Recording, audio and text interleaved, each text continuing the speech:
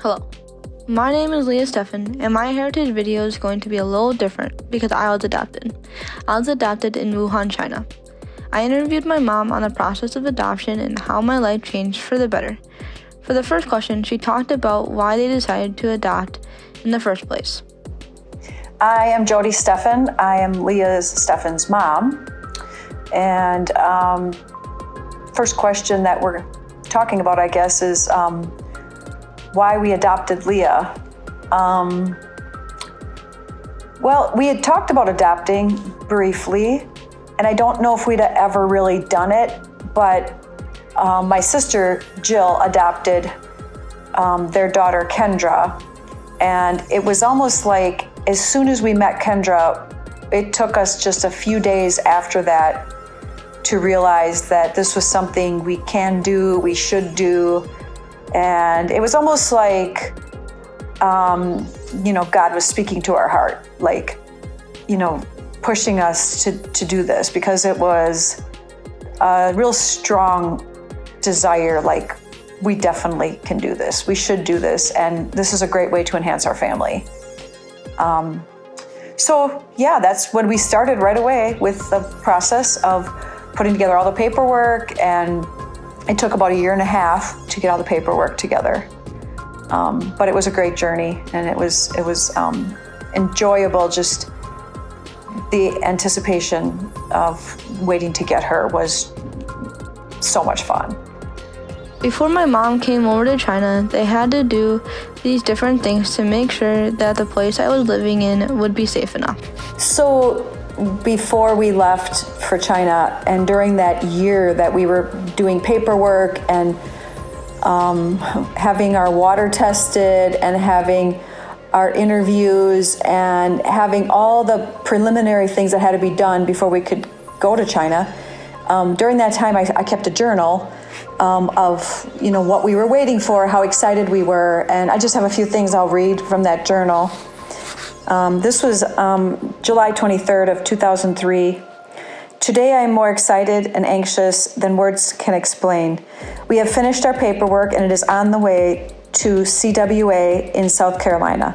This means that we are a big step closer to bringing you home with us and becoming part of our family. Dad and I have been doing paperwork since February. We've been quizzed about our parenting styles, had medical exams done, blood tests, and even had to get a police clearance stating that we don't have a criminal record. We don't mind doing these things though, because you are worth every bit of it. We are so excited to meet you. And then our daughter Kelly, who was 10 years old at the time, this little message is about her. Kelly got a message in her fortune cookie yesterday that says she will soon meet someone that is kind, loving, and a joy to be with. I suggested to Kelly that this fortune cookie must be referring to you, her new sister.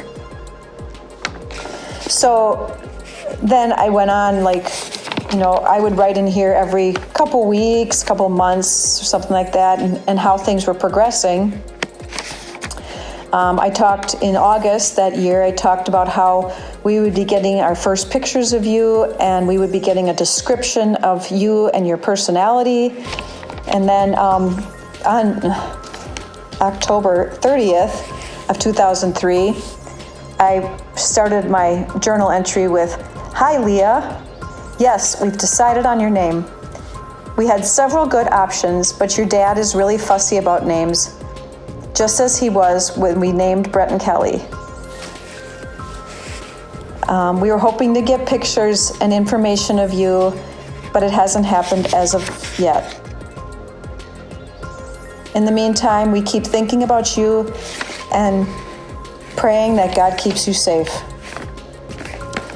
And we did a lot of that. We did a lot of praying for Leah's safety, because we figured that she was already born at this time, and that she was in foster care or that she was in an orphanage, and you never know how she's being cared for. Is she being fed well?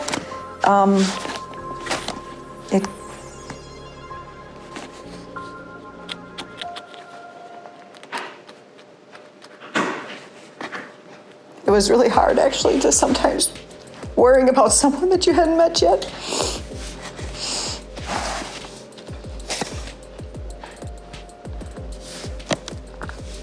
because we already loved her, and it sounds weird to love somebody you've never met, but we knew she was our baby. And then we got the information that in May, we got the information that we could start packing up and that we would be leaving in a few weeks to go get Leah. So my husband, Will, stayed home with our older two kids just because it was going to be 15 days, and he stayed home to work and to keep, the other two kids in school and everything like that. And my mom went with me, which was really a blessing. It was really nice to have somebody along to help with all the, all the care, because this child was handed to you and she didn't know you, and it was very, it was difficult the first few days to, to have her become accustomed to us. It was hard. We spent a lot of time passing her back and forth, and then all of a sudden you could tell she was getting really used to us, and really that bond really started to form, which was something you really want in the first few days. But having Mom there was wonderful. And on the flight home, which was 14 hours, we did a lot of passing back and forth, and Leah slept in our laps, and but having a second person there was wonderful, and I will always be grateful for having my mom with me. Clearly, the United States and China were very different. Here are some things that stood out to my mom, and she also talks about some of the similarities. So the similarities between America and China, there's a lot more differences than there were similarities. Some of the similar things, big city life. I mean, most of the places we were big cities, very big cities. Reminded me of New York City. Lots and lots of people. The pollution there was more than anything I've ever seen here. But I do think a lot of that's changed in 20 years, 18 years, whatever. Their vehicles, I remember very clearly, were like what we were driving here in the 1960s and 70s. You could smell the exhaust on the inside of the car. It was almost overbearing sometimes. The cars were very heavy metal vehicles, like they were like in the 70s, bigger. The family unit was very obvious, which was a similarity. You saw a lot of families together. One of the very unusual things was the families, everybody looked the same. Like everybody had black hair. You never saw anybody that didn't have black hair. And here in America, there's so much diversity that, they would stare at anybody who had blonde hair. Like you'd have heads turning everywhere. If someone had, lighter hair. I stuck out a lot because I was tall. I was taller than every man that I ever encountered there. I was huge compared to most people. But it's just a different world. It was a very different world. Once I came home to America, there was a lot of excitement and talk around our small community and family.